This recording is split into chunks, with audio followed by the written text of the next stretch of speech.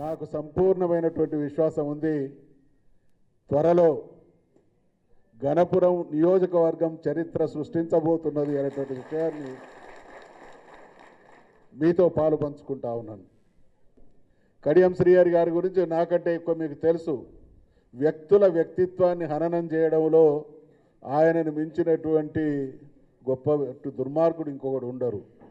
ఒక వ్యక్తి తనకంటే ముందున్నాడు, ఒక వ్యక్తి తనకంటే మంచివాడైతే ఆయనను రకరకాల దుర్మార్గపు దుష్ప్రచారాల ద్వారా వ్యక్తిత్వ హననం చేయడం కడియం శ్రీహరి అనేటువంటి వ్యక్తికి అలవాటు. కాబట్టి ఈ విషయాలన్నీ గణపురం నియోజకవర్గంలో ఉండేటువంటి ప్రతి ఒక్కరికి అర్థమైనాయి. కాబట్టి మీ మనసులు కూడా ఉపలాట పడుతూ ఉన్నాయి.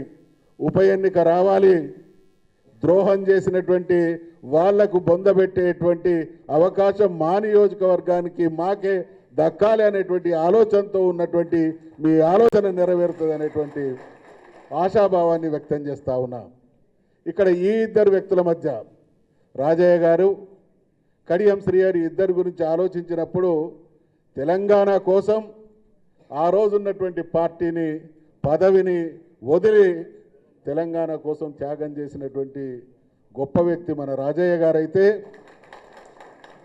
కాస్త ఎదురు దెబ్బ తగిలినటువంటి పరిస్థితిని ఆసరాగా తీసుకొని అన్ని రకాల లాభపడి తన వ్యక్తిగత దుర్మార్గం కోసం తెలంగాణ వాదానికి నమ్మినటువంటి కేసీఆర్ గారికి వెన్నుపోటు పడిచినటువంటి దుర్మార్గుడు కడియం శ్రీహరి అనేటువంటి విషయాన్ని మనం చేస్తూ ఉన్నాం.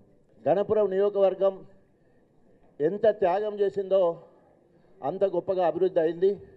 ఈరోజు కూడా వింతగా చూస్తున్నారు. ఏంటి, తెలంగాణ భవన్కి అధికార కాంగ్రెస్ పార్టీని వదిలిపెట్టి ఉద్యమ పార్టీ బీఆర్ఎస్ పార్టీలోకి వస్తుందని ముక్కు మీద వేలేసుకునే పరిస్థితి కనబడుతున్నది. కారణం ఏంటంటే ఆనాడు మళ్ళీ ఉద్యమంలో తొలి దళితుడిగా నేను అధికార కాంగ్రెస్ పార్టీ వదిలిపెట్టినట్టే ఈరోజు మొట్టమొదటిసారిగా భారీ సంఖ్యలో మళ్ళీ గణపురం నుండే అధికార కాంగ్రెస్ పార్టీని వదిలిపెట్టి మళ్ళా తెలంగాణ అస్తిత్వం కోసం, తెలంగాణ ఉనికి కోసం, తెలంగాణ ఆత్మగౌరవం కోసం, తెలంగాణ అభివృద్ధి చెందాలన్నా, ఆత్మగౌరవం కాపాడాలన్నా అది కేసీఆర్ వల్లనే, కేటీఆర్ వల్లనే అని నమ్మి ఈరోజు మళ్ళీ మీరందరూ కూడా మరి ఈరోజు బీఆర్ఎస్ పార్టీలో వస్తున్నందుకు హృదయపూర్వకంగా అభినందనలతో వరకు కడియం శ్రీహరి గారు 7గురిని అరెస్ట్ చేసి మరి జైల్లో పెట్టే సందర్భం, అక్రమ అరెస్టులు, నిర్బంధాలు. ఆయన 94 నుండి 2004 టీడీపీలో ఉన్నప్పుడు మరి ఆనాడు ఎన్కౌంటర్లు, అక్రమ అరెస్టులు, నిర్బంధము ఏ రకంగా అణిచివేతుందో మనందరూ కూడా తెలుసు. ఆయనకు అందుకనే దళిత దొరని, అదే కల్నాయక్ అని ఆయనకు పేర్లున్నాయి. ఆ రకంగా బీఆర్ఎస్కి వచ్చిన 10 ఏళ్ళు ఆయన పప్పులు ఉడకలే. ఏ రకంగా అక్రమంగా అరెస్ట్ చేయడానికి, కక్ష తీసుకోవడానికి అవకాశం దొరకలే. మళ్ళీ ఎప్పుడైతే కాంగ్రెస్లో జాయిన్ అయిందో మళ్ళా ఈరోజు కాంగ్రెస్ కామెర్లు కమ్మినట్టు, ఈరోజు పైత్యం ఎక్కినట్టు మళ్ళీ పాత రోజులు మళ్ళీ గుర్తొచ్చే విధంగా గణపూర్లో ఉన్నది. దానికి నిరసంగా ఈరోజు గణపురం నియోజకవర్గం అన్ని నియోజకవర్గాల కంటే ముందుగా కేసీఆర్తో మేము, కేటీ రామారావుతో మేము, వెరసి బీఆర్ఎస్తో మేము అని చెప్పేసి మొన్నటికి మొన్న మనోజ్ రెడ్డి గారు మరి మీకు అందరికీ తెలుసు, ఆయన అరెస్ట్ అయ్యి 15 రోజులు జైలు నుంచి రాకుండా ఒక కేసు మీద 4-5 కేసు పెట్టి బయటకు వచ్చినప్పుడు మరి అన్ని అండదండలు అన్ని రకాలుగా పార్టీ పరంగా కేటీ రామారావు గారు మనతో ఉండి మరి మనల్ని కాపాడడం జరిగింది.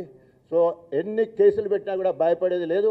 ప్రజా వ్యతిరేక విధానాల మీద గణపురం ముందు వరుసలో ఉండి పోరాటం చేస్తూ